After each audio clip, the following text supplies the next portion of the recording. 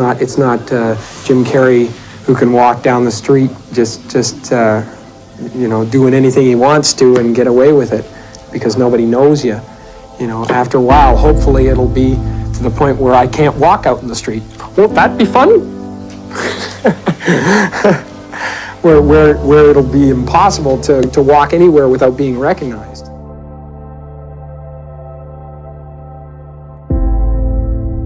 When you create yourself to make it, you're going to have to either let that creation go and take a chance on being loved or hated for who you really are, or you're going to have to kill who you really are and fall into your grave grasping onto a character that you never were. I saw this psychic palm reader sign, and she gave me a reading, and she said,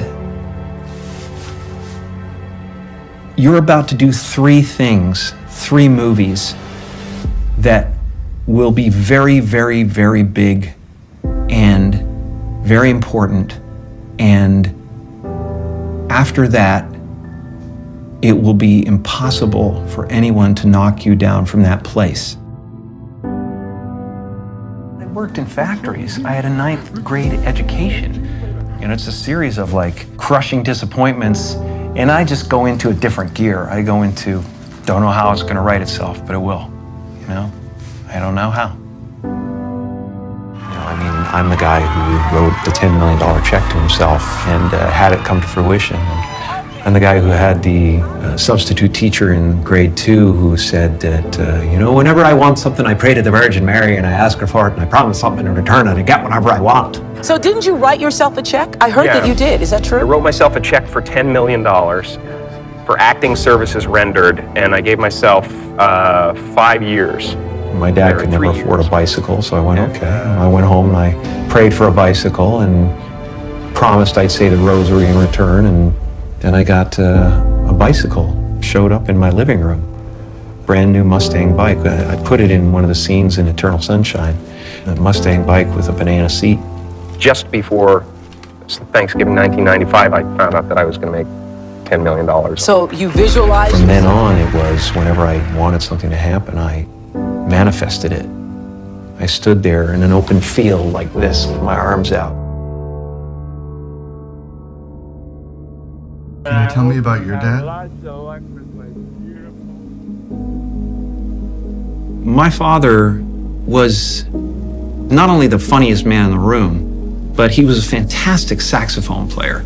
And before I was born, he had an orchestra in Toronto. But, you know, in order to be something special, you had to leave Canada and come down to the States and prove yourself in the States. He was a little bit afraid of that transition, and also he had a family to take care of, so he became an accountant. And as time wore on, it wore him down, you know, it wore him down, and he got a little bit bitter, especially when he lost his job when he was 51. That really broke him.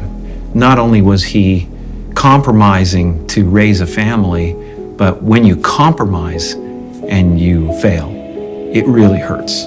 It hurts even more than failing at what you love. So that was an example for me. And a lot of people don't know this, but when I was about 14 or 15, my father lost his job, and I actually became homeless for quite some time.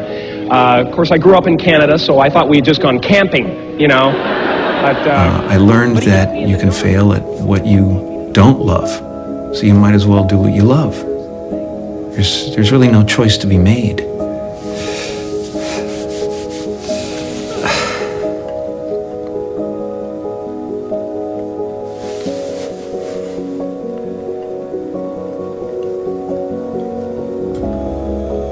What you want to be, you know?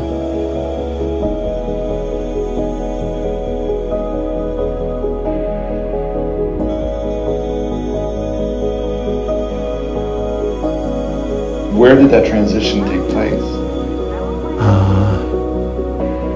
Somewhere in the middle of absolute confusion, absolute disappointment, absolute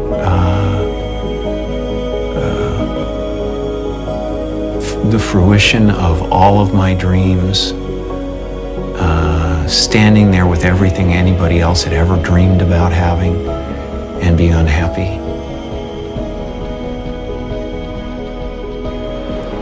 Where did this character come from? What is the dirt that the pearl is built around? And the pearl is the personality that you build around yourself as a protection against that thought.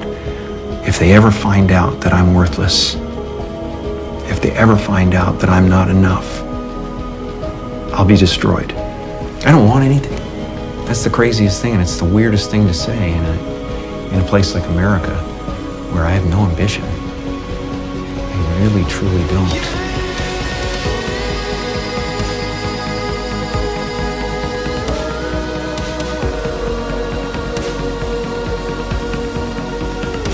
So many of us choose our path out of fear disguised as practicality.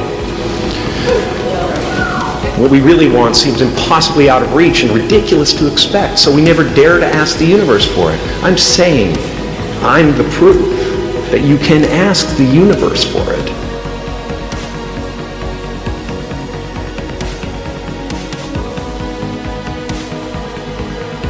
Because life doesn't happen to you, it happens for you.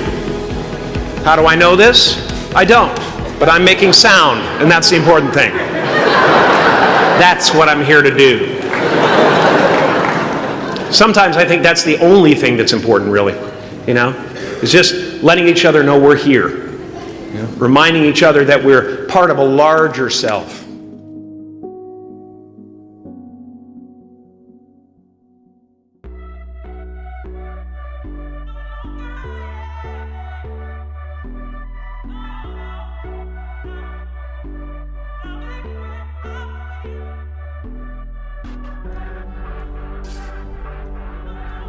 Somewhere completely different. The choices make you, you know. I'm not a big believer in free will either, so.